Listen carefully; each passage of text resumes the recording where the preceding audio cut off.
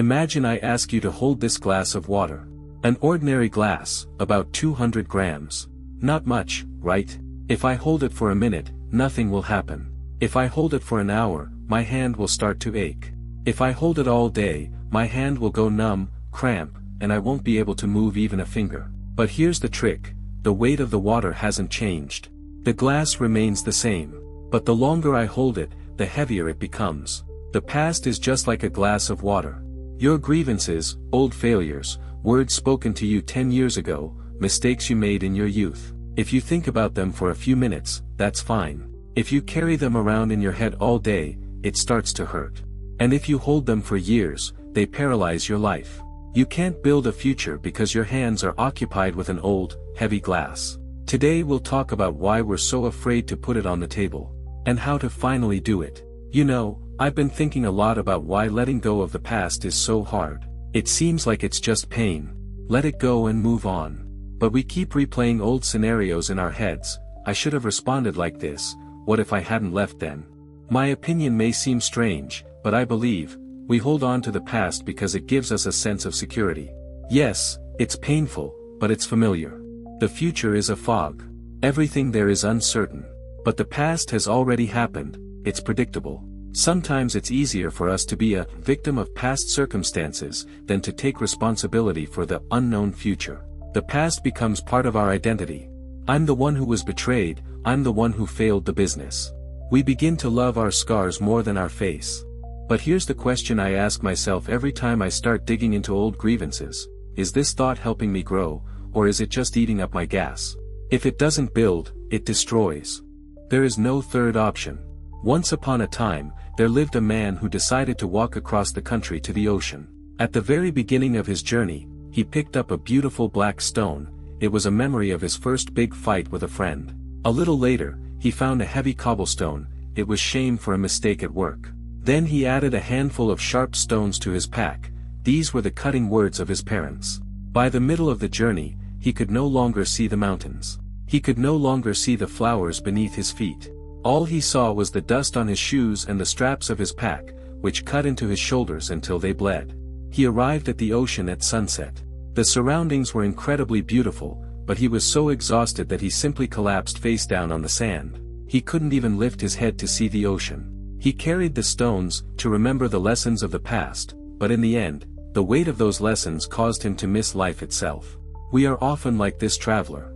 We call our grievances experience, but in reality, they're just cobblestones.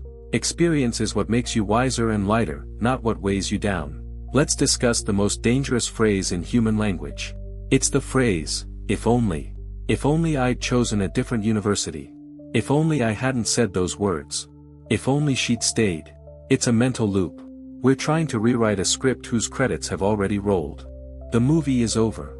The tape is archived. But we continue to sit in an empty theater and scream at the screen. A life hack that changed my perspective on this, the Acceptance 1.0 principle. Think of your life as a computer game. What happened in the past is your character's settings for the current level.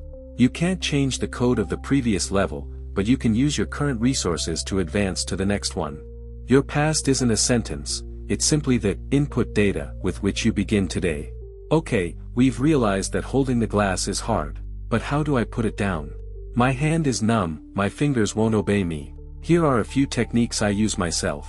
Life hack number 1, the letter to nowhere method. If you have a person from your past you're angry at, or you're angry at yourself, write a letter.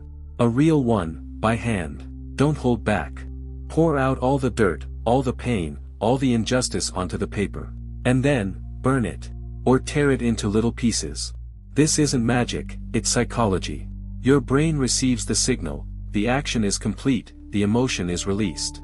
Life hack number 2, the empty chair exercise. If you need to say something to someone who's no longer in your life, or with whom you can't talk, place an empty chair in front of you. Imagine them there. Say everything. Cry it all out.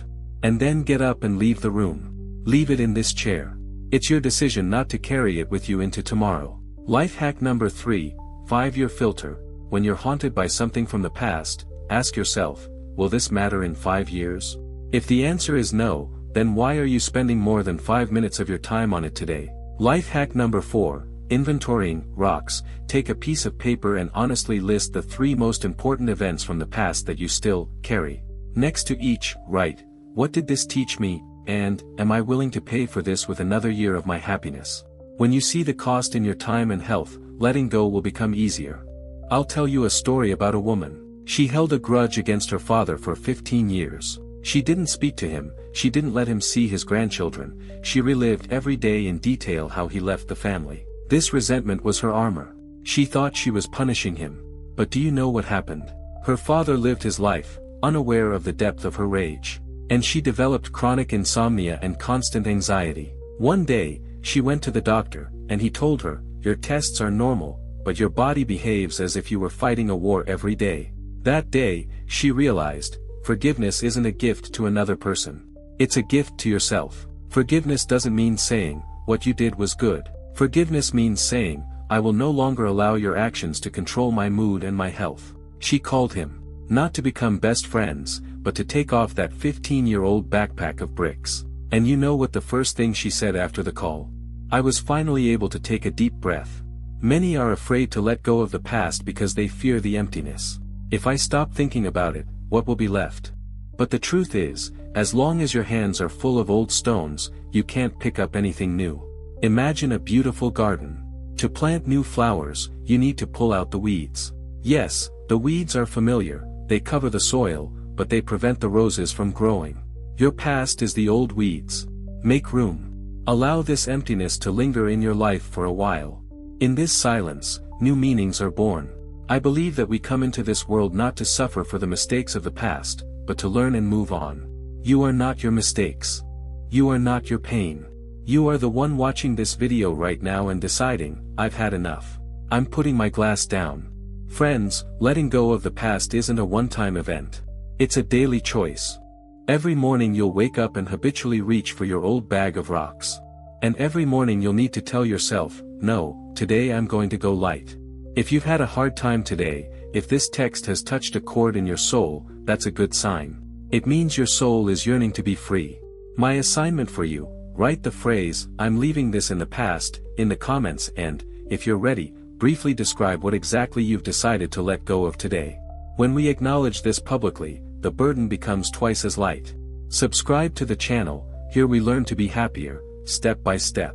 Remember, your hand isn't paralyzed, it's just tired. Put down the glass. Rest. And move on. Your ocean awaits you. See you in the next video.